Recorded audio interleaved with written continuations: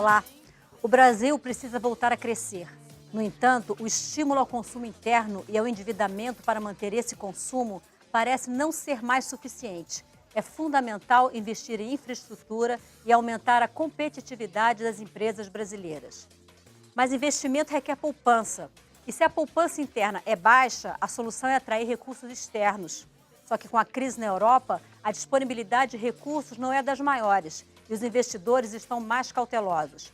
Esse cenário é bom para o Brasil? O mercado brasileiro é suficientemente atrativo? É o que o Expressão Nacional de hoje quer debater. Eu recebo o deputado Laércio de Oliveira, do Solidariedade Sergipe. Ele é da Frente Parlamentar Mista em Defesa do Setor de Serviços. O deputado Nilton Lima, do PT de São Paulo, ele é presidente da Frente Parlamentar em Defesa da Indústria.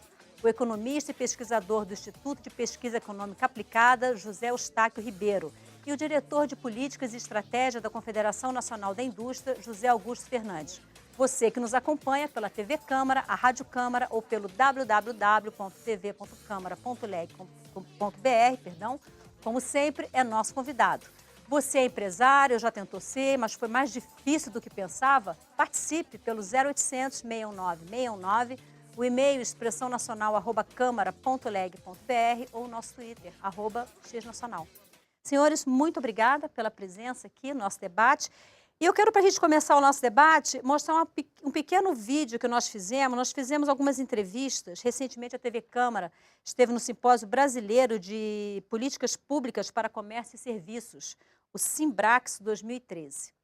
E lá nós conversamos com alguns empresários e perguntamos: o Brasil atrai investimentos estrangeiros como deveria? Nesse vídeo, a gente vai ouvir o secretário de Comércio e Serviços do Ministério de Desenvolvimento, Indústria e Comércio, Humberto Ribeiro, o presidente da Confederação Nacional dos Jovens Empresários, Rodrigo Paulillo, e o vice-presidente da Associação Brasileira de Franchise, Gustavo Schifino. Vamos ouvir. O Brasil tem estado à frente da grande maioria dos países na atração do investimento estrangeiro direto. E, além disso, ele também é um país que estimula o investimento do seu empreendedor doméstico no próprio país. Nesse sentido, a gente nota dois indicadores importantes.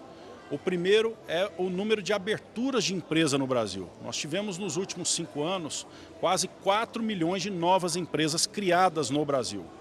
Isso denota um processo de formalização da economia brasileira e também de fé do empresariado brasileiro no futuro do nosso país. Estão abrindo, empreendendo, abrindo negócio, empreendendo, desenvolvendo empreendimentos aqui no Brasil.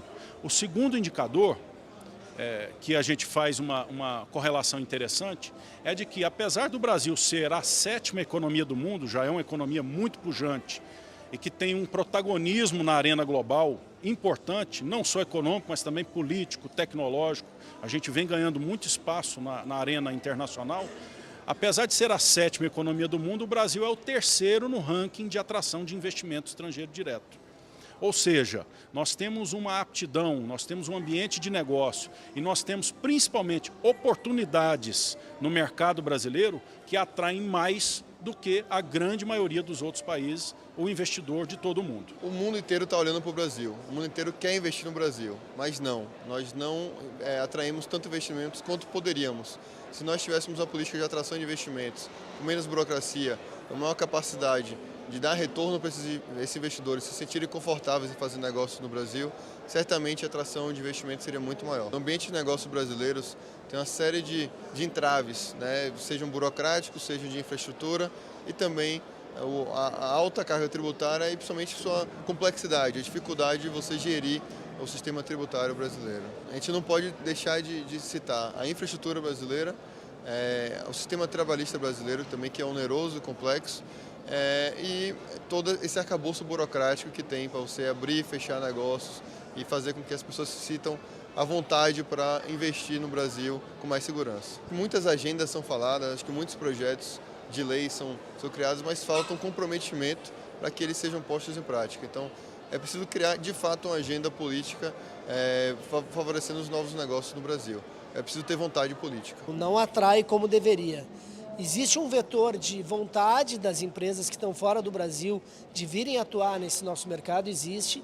Ele já foi maior, mas ainda ele existe e é importante. O que existe de fator contra isso, e que aí nós deveríamos atuar de forma urgente e significativa, é para acabar com a dificuldade de operar internamente. Então as empresas vêm até o Brasil, conhecem uma legislação tributária que é um hospício. Tu imagina que são 24 legislações, a cada 3 minutos uma nova regra, uma nova determinação, ou uma obrigação acessória, ou um imposto que é determinado, uma nova fórmula de cálculo, e aí a empresa de fora se depara com isso e desiste efetivamente de atuar no mercado interno, tendo em vista a burocracia. Então ela deixa de investir, deixa de gerar emprego, deixa de gerar renda, vai embora porque trabalhar aqui com esse hospício tributário é quase impossível. José Augusto Fernandes, você que é diretor de Política e Estratégia da CNI, não sei se você esteve nesse evento, mas o que você poderia comentar das avaliações que foram feitas, tanto pelo representante do governo, o secretário do Ministério, quanto os 2 representantes do empresariado? Eu acho que o Brasil, de fato, tem inúmeras oportunidades de investimentos, mas certamente, quer dizer, nós temos um subaproveitamento, né, desse potencial.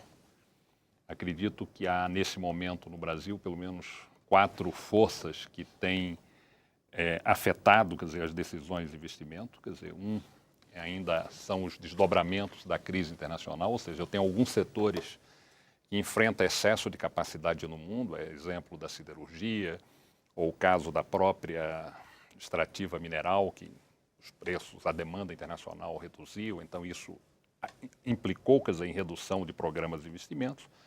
Mas temos também, quer dizer, incertezas no campo macroeconômico. Em alguns casos, eu diria que nós temos uma espécie de anomia, ou seja, ausências de regras que fazem com que eu não tenha os marcos regulatórios, quer dizer, adequados para o desenvolvimento dos investimentos. Há exemplos, quer dizer, no caso até da bioeconomia, mas podemos citar outros casos. E eu acho que uma quarta dimensão é o que eu chamo a hipernomia, que é o excesso de regras, que muitas vezes são tão excessivas que geram a anomia, que é a ausência de regras, né? Então, que é um pouco o que um dos participantes mencionou em relação às questões tributárias e de legislação do trabalho e deficiências de infraestrutura no Brasil. Diz que a legislação tributária brasileira é um verdadeiro hospício. É a expressão que ele usa. Certamente. Quando comparamos o nosso... E existem vários indicadores de comparação internacional e muitas vezes a gente perde tempo em criticar o indicador e não tentar entender o problema. Claramente, quer dizer, e agora nós temos várias empresas brasileiras que começam a investir fora e elas começam a comparar, né? Quer dizer, como é que meu sistema tributário aqui, como é que é o sistema de relações do trabalho. O sistema de relações de trabalho, às vezes, você encontra sistemas extremamente confusos a depender de onde você vai, né? Na Índia, por exemplo, quer dizer, é um sistema que dificulta, inclusive, a existência de um setor industrial competitivo na Índia. A Índia é competitiva na área de serviços, mas na área de manufatura ela não é tanto. Mas o nosso sistema tributário, as nossas empresas usam pelo menos, eu diria, 3 ou 4 vezes mais recursos humanos para gerir o seu sistema tributário do que uma empresa fora do Brasil. Seu Eustáquio Ribeiro, você como pesquisador do IPEA, doutor em economia e especialista em administração pública, que avaliação você faz dos comentários que foram feitos na nossa entrevista? Bom, claramente nós vimos ali que tinha 2 opiniões, né? 2 lados. Um lado do governo, onde se mostrou ali as questões positivas que vêm acontecendo na economia, e o lado do empresariado, né? Que sempre questionando e buscando novas regras para a promoção dos negócios. O que a gente pode inicialmente discutir, né? Algumas palavras foram mencionadas até mesmo pelos nossos colegas aqui, é o seguinte: quando a gente vai trabalhar a questão do investimento, a gente tem que lembrar o seguinte: para aumentar o investimento, a gente tem que reduzir incertezas. Então, a redução das incertezas, e aí lembrando Keynes, né, o economista que quando se fala em investimento, todo mundo revigora as ideias keynesianas, então redução das incertezas é fundamental. E o que há, é óbvio, há um esforço do governo mais recente, nos últimos 5 anos, né, de promoção dos investimentos, mas, por outro lado, há uma descoordenação das políticas públicas, de um modo geral, que criam incertezas dentro desse ambiente, seja no ambiente jurídico, seja no ambiente de negócio. E isso reflete aí na visão ali que os nossos colegas do meio empresarial mencionou. Deputado Lécio Oliveira, o senhor esteve nesse encontro. Estive, sim, participei. E o que o senhor poderia, do que o senhor percebeu lá no encontro, o que o senhor pode acrescentar em relação ao que foi falado? É a segunda edição desse encontro. Eu saio muito otimista do encontro, fiquei muito feliz com tudo que vi. Essas questões colocadas aí no início do programa demonstram realmente dois lados, mas eu acho que nós estamos no caminho certo. Carece apenas de pequenos ajustes. Eu entendo que as políticas públicas voltadas para o comércio e serviços, incluindo a indústria também, acho que vão indo muito bem. Nós temos a abertura de vários mercados, nós temos um caderno para atrair investimentos de fora para o país, principalmente na área do setor terciário, o setor de serviços, enfim. Eu acho que a gente as coisas caminham muito bem. Os ajustes que eu coloco aqui são mais voltados realmente para a questão tributária e a questão trabalhista. Eu acho que a gente precisa, de uma vez por todas, se debruçar sobre, por exemplo, a flexibilização das relações do trabalho. Eu acho que isso vai facilitar muito mais, porque uma verdade que é clara, o investidor, quando chega aqui, ele conhece um leque. Achei até muito interessante a colocação que o entrevistado fez, ele chamou de hospício, né? Mas é quase um hospício, não é um hospício ainda não, mas acho que isso a gente consegue, com algum tempo mais, a gente consegue ajustar isso. Deputado Newton Lima, PT de São Paulo, qual é a sua avaliação em relação a esse cenário que foi colocado aí na nossa entrevista? Bom, após 2 décadas perdidas, em que o Brasil pouco cresceu, pouco investimento teve, é evidente que os dados mostram isso, como o representante do governo falou, o país é o 3º maior hoje, país que recebe investimentos estrangeiros produtivos. Já fomos campeões em especulativos, em financeiro. Nós temos uma política desenvolvimentista hoje que nos deu em 10 anos um salto de 10 bilhões de investimentos externos para cerca de 66 bilhões no final do ano passado. E isto nos coloca na 2ª posição mundial entre os países emergentes. Só perdemos para a China. A China atrai 3 vezes mais do que o Brasil, e isso se dá por razões absolutamente óbvias, quer pelo tamanho da sua economia, quer pelo tamanho da sua população e a geração das oportunidades que tem, quer, evidentemente, porque o Estado, diferente do nosso, o Estado absoluto, trata com bastante mão de ferro esse processo. Nós, apesar de esse extraordinário salto de qualidade que demos na atração de novos empreendimentos, é evidente que uma falta de investimentos ao longo de muito tempo trouxe problemas e gargalos. Da infraestrutura é um deles, e por isso nós investimos, o governo atual está investindo o governo Dilma, 150 bilhões em parcerias para resolver os problemas de portos, aeroportos, enfim, de um problema de escoar a nossa produção, e isso certamente atrairia novos empreendimentos. Diminuição do custo da energia elétrica é extremamente positivo também nessa direção. As desonerações tributárias que alcançarão 80 bilhões, sem dúvida nenhuma, são importantes. O maior investimento que nós estamos fazendo hoje nas linhas de produção com o programa, não só, chama-se Inova Empresa, 33 bilhões nos próximos anos para dar competitividade para a nossa empresa, também vis-à-vis a implantação, desoneração vis-à-vis a implantação de linhas de produção no nosso país, são exemplos muito importantes. Agora, particularmente, eu, como entendo que para atrair novos empreendimentos, nós precisamos qualificar melhor o trabalho e a produção, ou seja, investir mais em educação e inovação, é preciso dar um salto ainda maior de qualidade, porque o Brasil iniciou essa década com apenas 3,1% do PIB aplicado em educação. E a educação é a chave. Para os asiáticos deram o salto de qualidade que deram e nós não demos, porque nós ficamos na metade do investimento educacional, na qualificação da mão de obra, do que os países da OCDE, do chamado primeiro mundo, que aplicam em média 7% do seu PIB em educação. Nós agora temos a meta de já chegamos a 6%, 5,9%, 6%. Saímos em 10 anos de 3,1%, dobramos o PIB, mas o Brasil precisa de mais ainda, porque os desafios educacionais estão aí colocados, sobretudo na educação básica. Mas é importante citar que os programas como o Pronatec, Ciências Sem Fronteiras, essa expansão extraordinária de vagas na educação superior que tivemos em 10 anos, saindo de 2 milhões e 100 matrículas da educação superior brasileira para 7 milhões em 10 anos, é algo que ainda nos coloca atrás da Argentina, por exemplo, para ver como é que o passivo que nós estávamos em relação à população jovem de 18 a 25 anos na educação superior, mas que certamente é promissor, porque o orçamento em 10 anos da educação multiplicou 3 vezes e com a decisão dos royalties do petróleo, que não vai ter efeito imediato na educação, sobretudo no pré-sal, daqui a 5, 6, 7, 8 anos, mas a garantia de que 75% desses recursos irão para a educação, nós vamos dar o salto definitivo de qualificação da mão de obra, que para mim é o maior gargalo de todos os contos aqui que foram citados. Só termino com o tributário. Tributário, enquanto os nossos governadores continuarem com a posição de falta de vontade política de promover qualquer reforma tributária no nosso país, não adianta o governo federal propor, porque o presidente Lula tentou 2 vezes, que elas são devidamente engavetadas e a gente tem essa estrutura, como é que foi chamada? De hospício, pelo entrevistado, com razão. José Augusto Fernandes, você que é da Confederação Nacional da Indústria, tudo isso que foi falado pelo deputado Newton Lima, já é possível ser percebido na indústria brasileira?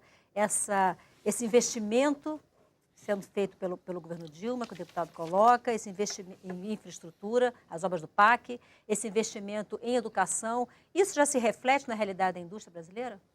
Quer dizer, os dois temas, infraestrutura e educação, quando nós fazemos a pergunta o que é que poderá ocorrer como força pró-produtividade nos próximos 3, 4 anos, esses são os dois temas.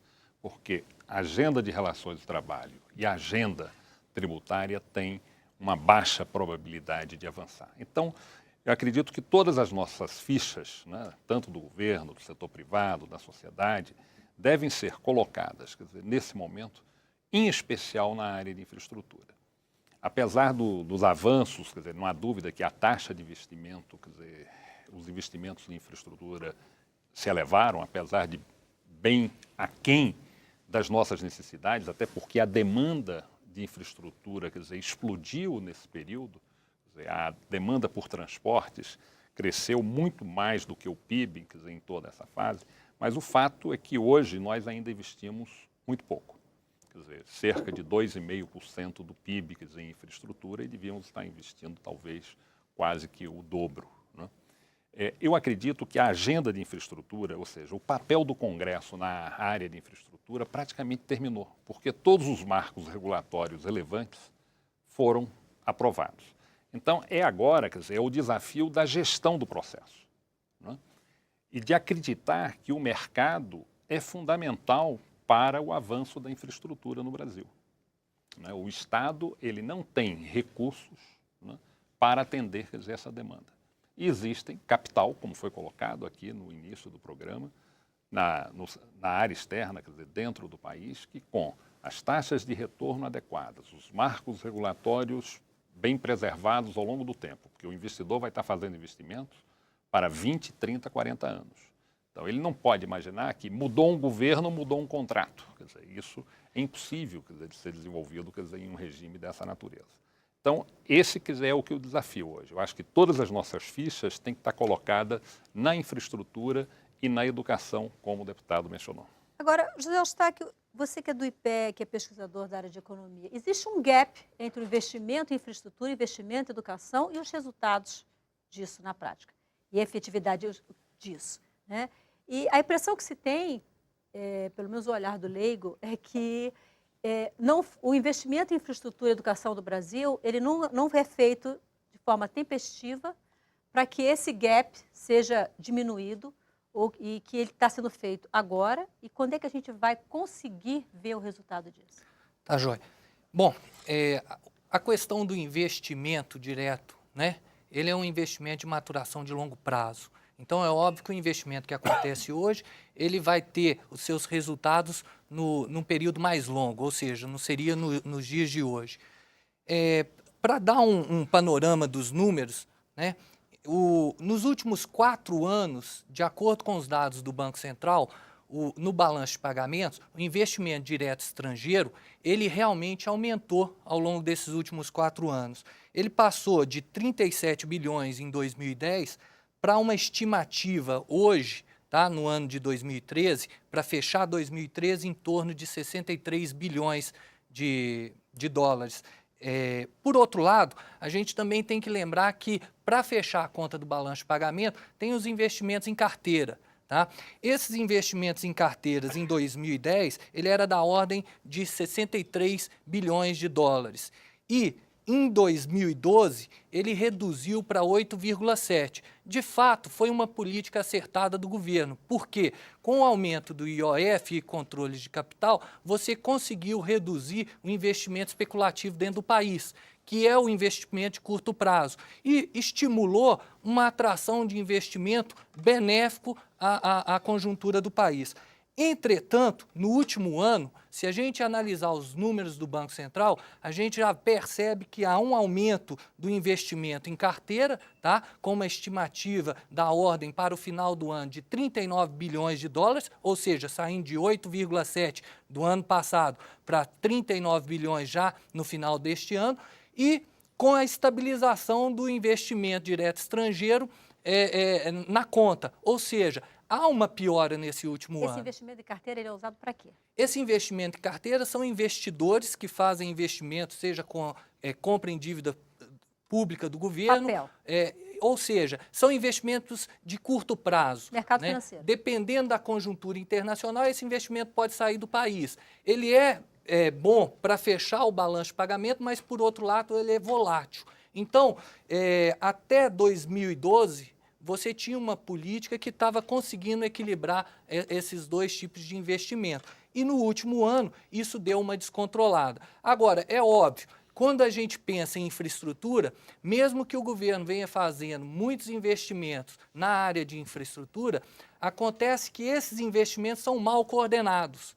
Então, a gente percebe o seguinte, por exemplo, nesse ano, com a Copa das Confederações, após as manifestações que ocorreram, o governo começou a movimentar, né, por exemplo, na área da educação, parte de 75% dos royalties do petróleo vai ser destinado à educação e os outros 25% à saúde. Né? Mas isso foi uma movimentação que veio pós-manifestações, ou seja, o governo ele vem agindo de forma no curto prazo, ele atende às demandas de acordo com como elas surgem. Então, eu acho que é preciso um plano mais geral, mais amplo, que coordene esses investimentos. Então, outro exemplo, né? A área de portos e aeroportos. A gente vê muito investimento em aeroporto. Por exemplo, aeroporto de Confins. Se você for analisar os investimentos que estão sendo feitos no aeroporto de Confins, eles não justificam aquele investimento que vai ser um investimento de longo prazo. A gente percebe que há uma ampliação dos estacionamentos, por exemplo, do aeroporto de Confins, mas esse estacionamento ele é distante da infraestrutura que vai atender os passageiros. Ou seja, você está injetando dinheiro, mas você não está resolvendo o problema. E muitos exemplos a gente poderia citar ao longo desses vários investimentos, mesmo em infraestrutura. Quando a gente pensa num setor que demanda, né, forte investimento em infraestrutura, que é o setor agropecuário, a gente vê nitidamente o quanto o Brasil ainda é ineficiente. Então, a soja que o país produz com um custo mais eficiente no mundo, o preço dessa soja chega no porto de Roterdã, na Europa, a um custo mais elevado do que a soja que tem um custo mais elevado na produção americana. Em função do custo de logística e do custo de frete, de tributos. Então, eu acho que há uma falta de planejamento nesses investimentos. Embora há um aumento, se você for analisar, um aumento dos investimentos, por exemplo, pelo PAC 2. Né? Quando a gente fala em planejamento e em políticas públicas, que é o que você está falando, a gente tem que ouvir o Congresso Nacional em relação a isso. Mas eu vou pedir só um intervalinho, a gente vai fazer um intervalo, e na volta eu vou querer ouvir os dois deputados em relação a isso. Ao papel do Congresso Nacional nesse trabalho de fazer planejamento e de elaborar políticas públicas para o Brasil. Se você ainda não participou, ainda dá tempo. Ligue para o 0800 619 619, escreva para a expressãonacional@câmara.leg.br ou para o nosso Twitter, @xnacional. A Expressão Nacional volta já já, não saia daí.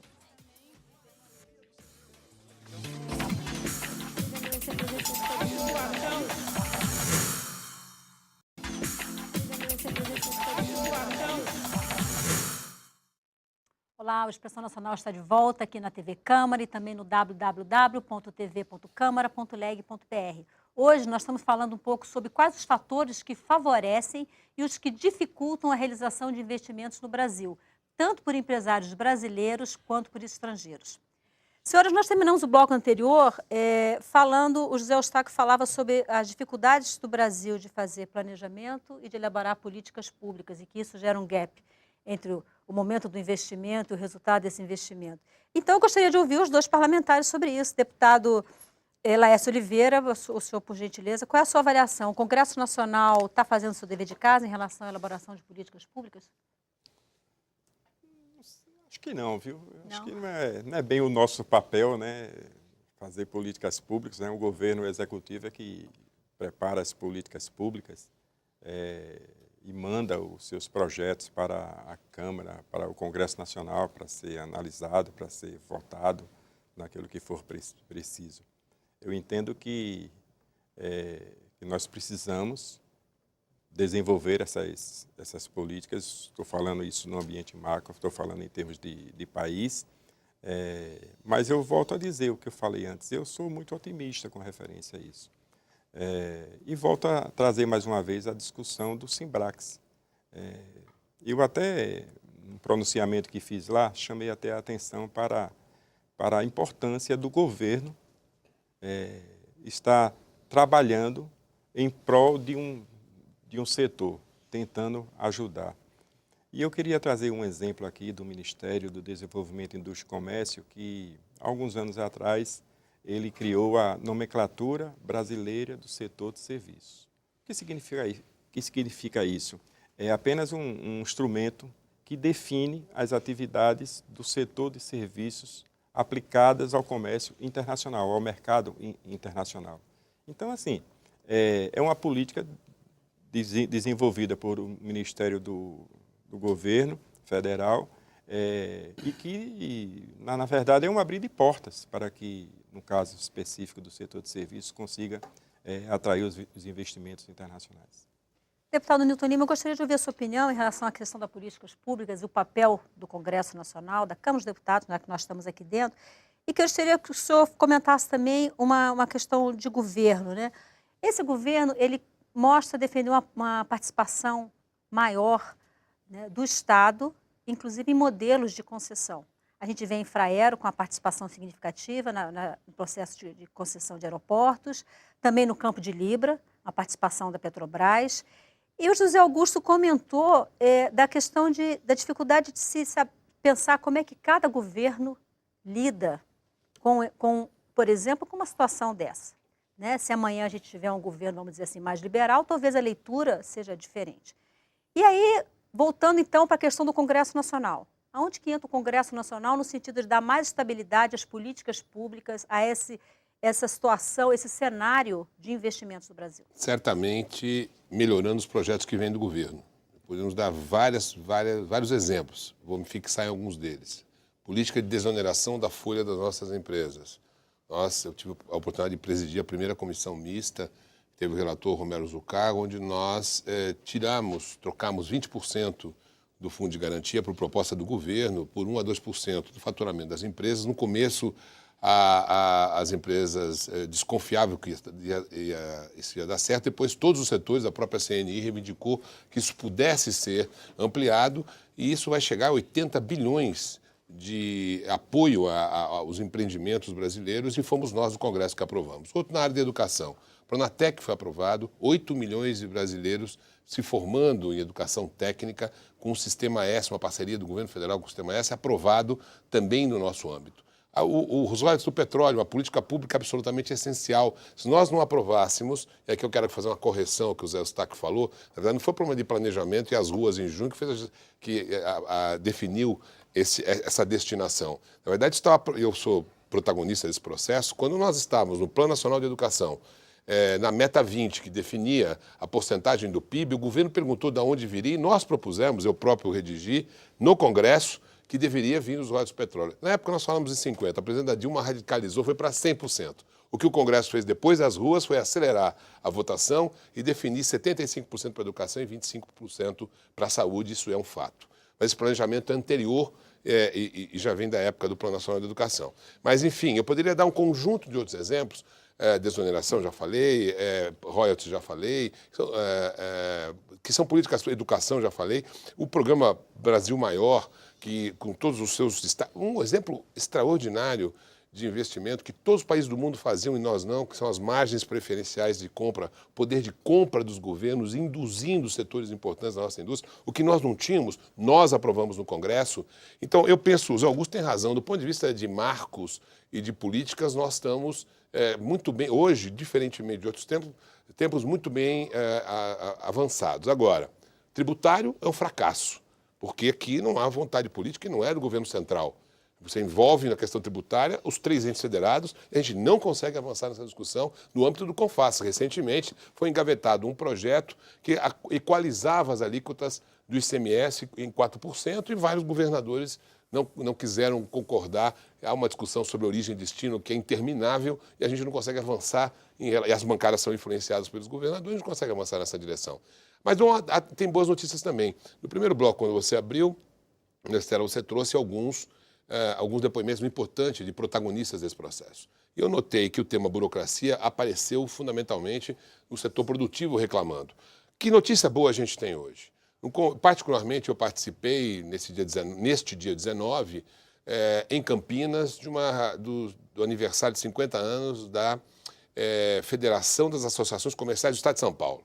E a presidenta Dilma e o ministro Guilherme Afif Domingos anunciaram e assinaram um convênio entre o Ministério da Micro, Pequena Empresa e Média Empresa Brasileiras com o SERPRO, e daqui a 1 ano, aquilo que foi reclamado aqui vai ser resolvido. Nós teremos em apenas 5 dias, online, alguém de fora ou de dentro do Brasil para abrir uma empresa ou fechar a empresa. Nós somos hoje um dos campeões mundiais de burocracia para abrir empresa. Não, isso vai atingir todo o segmento produtivo, porque inicia-se o processo a partir desses novos empreendimentos, dos pequenos empreendimentos, médios empreendimentos, mas isso deve chegar a qualquer tamanho e porte. O que é importante é a tomada de decisão, que em 2014, se você quiser abrir uma empresa, você vai ter até no máximo 5 dias resolvido, centralizado numa única porta. Hoje você tem que bater em 200 portas. E se quiser fechar ainda, mais difícil ainda. Vai ser simples também, porque hoje é muito complicado. É muito mais complicado, porque sobram as dívidas, os caras não têm dinheiro para pagar, eles não conseguem fechar a empresa.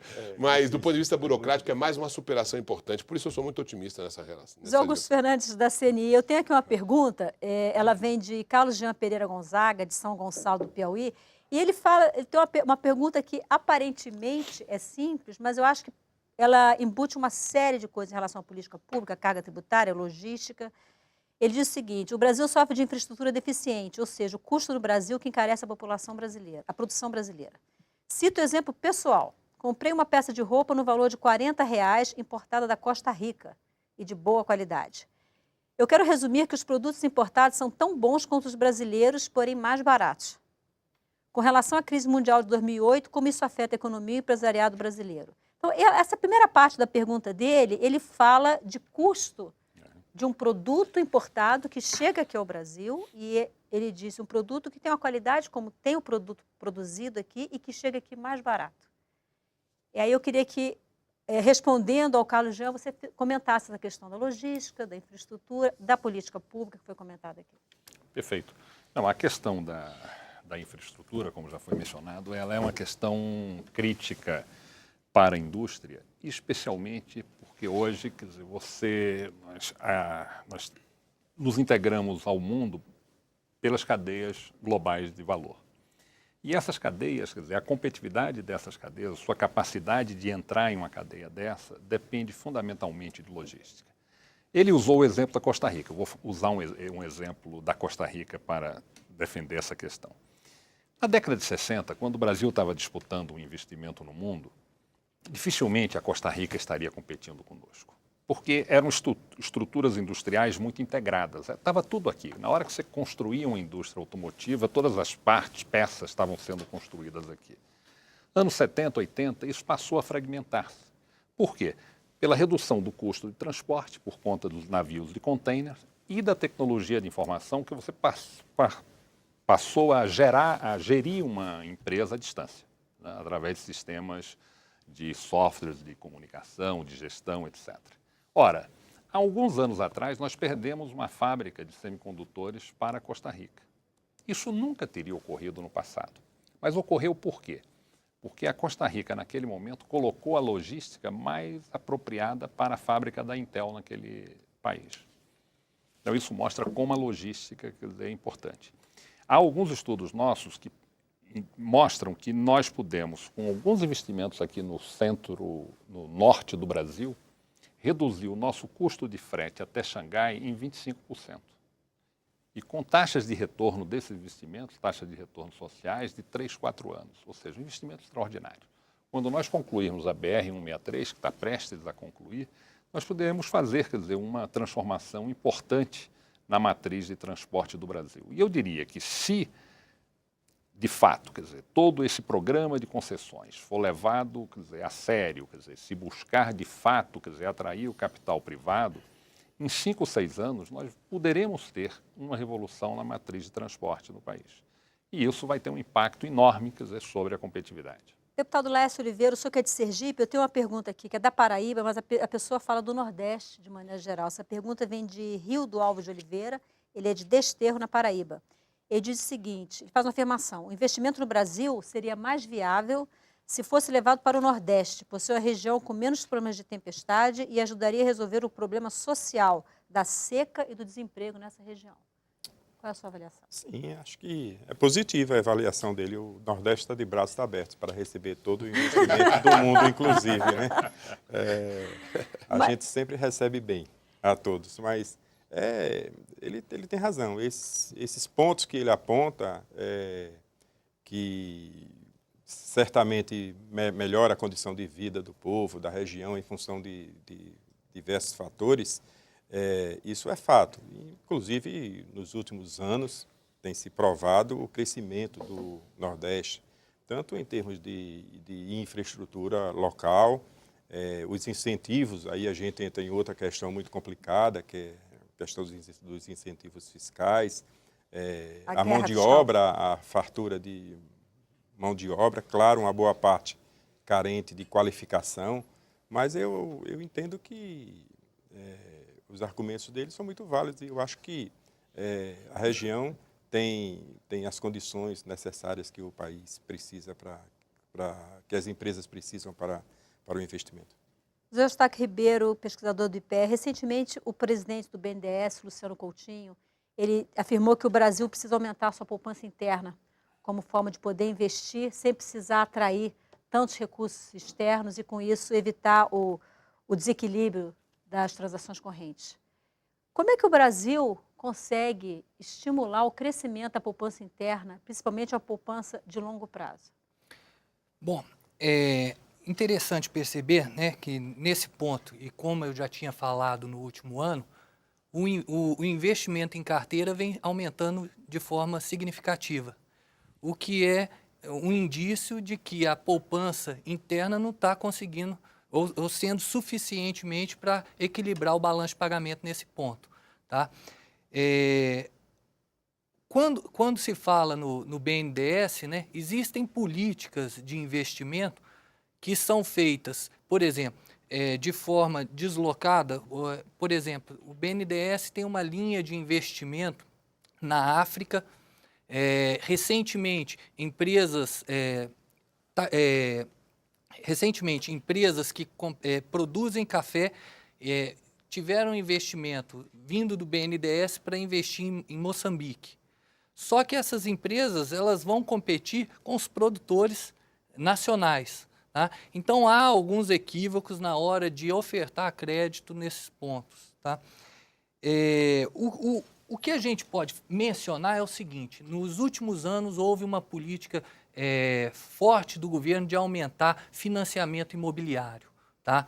A gente percebeu que desde o governo Lula em diante houve um crescimento da economia muito pautado via o aumento do consumo. tá? Mais recentemente, houve uma redução, um arrefecimento do crescimento via aumento do consumo, mas, por outro lado, há algumas iniciativas do governo para tentar estimular o crescimento, tá? E aí, o aumento do crédito imobiliário vem numa tentativa de tentar alavancar a economia num determinado setor. Acontece que hoje, por exemplo, o setor automobilístico ele está praticamente estagnado com as vendas, tá? Então, isso já vem aí ao longo dos últimos meses, ou seja, a parte do consumo referente das famílias está comprometida em relação ao crescimento do PIB, tá? Por outro lado, o governo vem interferindo na economia em alguns pontos de forma a estimular a economia. Mas a minha opinião é o seguinte, o governo ele deve interferir menos na economia, menos em alguns setores. Então, o caso do setor imobiliário, é claro que há um estímulo, tá, a um aumento de uma bolha imobiliária dentro do país. Tá? E isso deve ser visto com muita atenção, porque isso pode comprometer o crescimento futuro. Tá?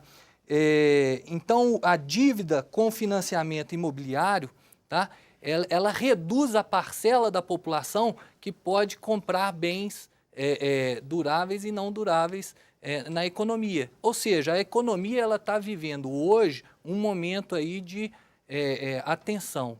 Tá? Mas, em contrapartida, o setor imobiliário, o setor da construção civil, é um grande gerador de emprego.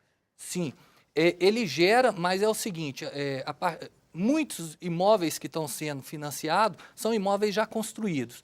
Há o programa, né, Minha Casa, o programa Minha Casa Melhor, ele estimula o compro de imóveis, tá? Então há um crescimento do setor econômico nessa direção, mas por outro lado existem outros setores que impactam mais diretamente naquele investimento produtivo de longo prazo que interferem na dinâmica da economia. Tá? Deputado Nilton Lima, foi comentado aqui pelo Zé Eustáquio em relação aos investimentos feitos pelo BNDES, inclusive a concessão de financiamento para a produção de produtos em outros países, produtos que vão concorrer com os nossos produtos, com aquilo que é feito aqui no Brasil. Isso não é significativo. Eu estou observando o comércio exterior, até pela posição honrosa que tem hoje, ter sido eleito pelos meus colegas senadores e deputados parlamentares brasileiros como presidente do Parlasul, da nossa delegação, da nossa representação brasileira no Parlasul. E eu acho que existe muita distorção na análise com relação a esse tema.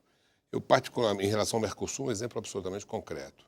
Nos momentos de crise, nós continuamos vivendo a maior crise do capitalismo de todos os tempos, 29 já ficou para trás, nós conseguimos algo absolutamente extraordinário.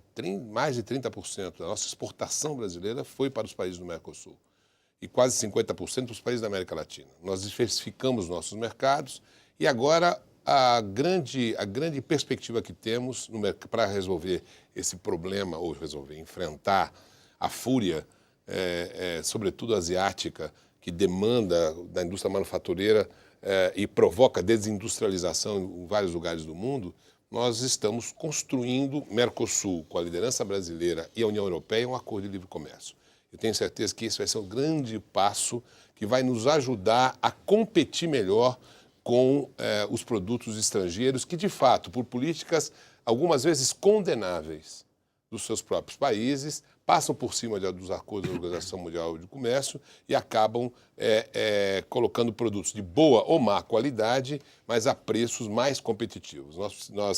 O tema da defesa comercial nos limites da Organização Mundial do Comércio é algo absolutamente central e nós estamos muito atentos, como delegação do Parlasul, para que o Mercosul continue vitalizando a economia do nosso país, como vem acontecendo, e mais do que isso, que um tratado com a União Europeia a gente possa ter vantagens, desde que, evidentemente, os europeus passem a deixar a impedir, como sempre, eles façam o que eu digo, não façam o que eu faço, né? Porque para eles, o setor agrícola, do agronegócio, eles super protegem com subvenções altíssimas os seus produtores e isso fechando portas para a nossa produção, que é rigorosamente na área do agronegócio, aquela que mais alavanca o nosso PIB. Então, eu penso que nós estamos num caminho certo também no comércio exterior, criando defesas importantes, mas, sobretudo, abrindo a economia para propostas equilibradas em que o Brasil possa ter vantagens competitivas no comércio exterior. Sr. Augusto Fernandes, recentemente o jornal britânico Financial Times disse que o Brasil corre o risco de perder o grau de investimento, de ser visto lá fora como um mercado em que é possível investir e que tem um risco muito baixo. Isso teria um impacto, certamente, no ingresso de recursos estrangeiros. Você acha que realmente o Brasil... e o que foi colocado que isso se deve à forma como a política fiscal brasileira vem sendo conduzida? A questão do superávit primário, né? Também em relação à questão inflacionária, a inflação tem dado sinais de crescimento. Fala-se também numa criatividade na contabilidade pública brasileira. Qual a sua avaliação em relação a esse cenário? O Brasil corre esse risco? Não há dúvida de que esses são pontos de atenção. As contas públicas tiveram, quer dizer, um desempenho menos favorável, quer dizer, não é um desempenho caótico, mas é um desempenho menos favorável. Houve, de fato, quer dizer,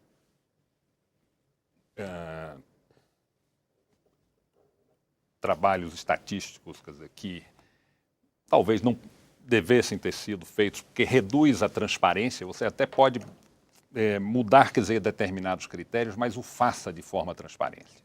Né? Então, isso não ocorreu, quer dizer, dessa forma. Então, o governo, de fato, quer dizer, ele tem, quer dizer, o desafio de, nos próximos meses, trabalhar de forma efetiva para sustar, quer dizer, a deterioração das contas públicas no Brasil. Esse, quer dizer, é o grande desafio para que todos evitemos, quer dizer, esse cenário mencionado por você, que não é desejável, porque ele tem dois efeitos. Ele aumenta a taxa de juros, não apenas, quer dizer, afeta as empresas do país, quer dizer, afeta o setor público e reduz o fluxo de Favorece a capital. entrada daquele capital que o José Eustáquio estava comentando, que é o capital que vem menos para investir e mais para... Não, ele é... Um dos motivos de ter aumentado nesse último ano é a subida da taxa de juros do Banco Central. Então, isso favorece, né, o ingresso desses capitais especulativos dentro da economia. E que está no viés de alta, pelo menos o que o Banco Central tem deixado claro é que não vai parar muito rapidamente Mas, esse Maristela, viés, tem um esse dado viés que de eu alta. acho que, Por com favor. relação ao superávit que você colocou, primário, que poucas vezes se divulga na imprensa. Do G20, os 20 países mais ricos do mundo, apenas 6 têm superávit primário. 14 estão absolutamente em déficit. Dentre eles, Estados Unidos e Japão, que são os campeões mundiais do déficit nas suas contas. E dentre os 6, o Brasil é um dos poucos, é um dos 6. Mas quando se fala da dívida dos Estados Unidos, que é uma coisa de sempre, se analisa não só o tamanho da dívida, mas a capacidade da economia americana de lidar com essa dívida. Então, isso é uma variação relativizada. Né? E a deterioração fiscal, quer dizer, em vários desses países, quer dizer, associada à crise, foi uma deterioração fiscal diferente da nossa. Né? Quer dizer, eles tiveram que salvar, quer dizer, o sistema financeiro. Quer dizer, isso não se apresenta... Nós fizemos isso lá atrás. Quer dizer, fizemos lá atrás. Lá no Proerd. Exato. José Eustáquio Ribeiro, para a gente encerrar o programa, eu queria ouvir você em relação a essa questão fiscal e, sobretudo, no ano eleitoral. A gente está encerrando 2013, praticamente, está aumentando no ano eleitoral, que você tem, de um lado, um governo que quer gastar mais, porque isso favorece a sua eleição. Do outro lado, você tem um Congresso Nacional, mas o governo quer gastar mais, mas, ao mesmo tempo, sinaliza para as lideranças do governo que é preciso ter responsabilidade, para as lideranças do Congresso é preciso ter responsabilidade com o que se vota aqui dentro. E você tem aqui 513 deputados e 81 senadores, muitos deles querem se reeleger, alguns querem ir para o governo e querem gastar mais, porque isso traz voto. Como é que equilibra isso no ano fiscal? Esse é um problema da nossa democracia, né? Porque sempre em vésperas de eleições a gente sempre tem esses estímulos a aumento dos gastos públicos na economia, né? Então, e isso é óbvio que mais cedo ou mais tarde vai rebater nos níveis de preço. O que aconteceu nos últimos anos é que o governo tentou interferir naqueles preços que são regulados por ele, né, de forma a tentar minimizar o impacto inflacionário ao longo do tempo. Só que isso tem um limite. esse limite já chegou no seu prazo. Então, qualquer aumento de gasto público que a gente tem a partir de em diante, a gente vai ter um estímulo maior no impacto inflacionário, né? Então, Que não obstante, mantém-se dentro da meta. É disso que se trata. mantém-se dentro da meta, mas os núcleos dos grupos de produtos que são analisados, por exemplo, dentro do IPCA, a gente percebe que é mais alto do que o que se mostra no IPCA. Então, há algumas...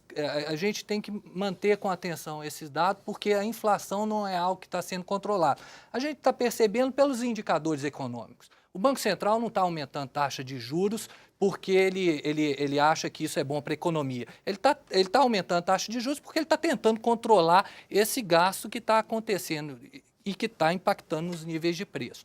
É bom lembrar o seguinte, que o aumento dos níveis de preço na economia distorce, né, as expectativas dos agentes, que foi o que eu disse no início do bloco, né? A distorção das expectativas prejudica o investimento e prejudica o investimento produtivo, aquele que é benéfico ao aumento de renda, emprego e produção. Que gera resultado de longo prazo. De longo prazo. Deputado Laércio Oliveira, Solidariedade de São Paulo, muito obrigado por sua participação aqui no nosso programa, no nosso debate. Prazer é todo meu, é Solidariedade de Sergipe. Oh, desculpe. desculpe. Não, que é isso, é um prazer. Mas é solidário com os paulistas. Sou solidário do mesmo jeito. Falamos no Nordeste há pouco, Pois né? pois é. José Eustáquio Ribeiro, pesquisador do IPE, doutor em Economia, muito obrigado também por sua participação. É um prazer estar participando aqui, podendo expor um pouco de alguma visão um pouco diferente daquela que é vista no governo. Ok, muito obrigada. Deputado Newton Lima, PT de São Paulo, não vou dizer que vai ter de Sergipe, para equilibrar as bancadas, PT de São Paulo, muito obrigado também por sua participação. Obrigado, é um prazer poder contrapor-me a algumas visões do mercado rentista, que está louco para que suba o juro através de um conjunto de interpretações equivocadas para poder ganhar mais dinheiro. E o capital especulativo já deixou esse país parado 20 anos. Vamos ter que continuar fazendo o que estamos fazendo, aplicar no desenvolvimento do país, e as políticas nessa direção são absolutamente sólidas. É só lembrar que nós temos hoje 10 vezes mais lastro econômico, divisas, do que tínhamos há 10 anos atrás. Ok.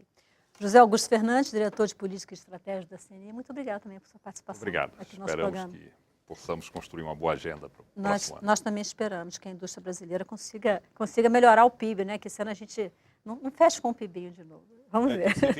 Esse PIBinho está dado. Né? Você de casa que nos acompanhou pela TV Câmara e também pela nossa página na internet, muito obrigada por sua audiência, por sua participação. O Expressão Nacional volta na próxima terça, às 9h30 da noite, e eu espero você. Até lá.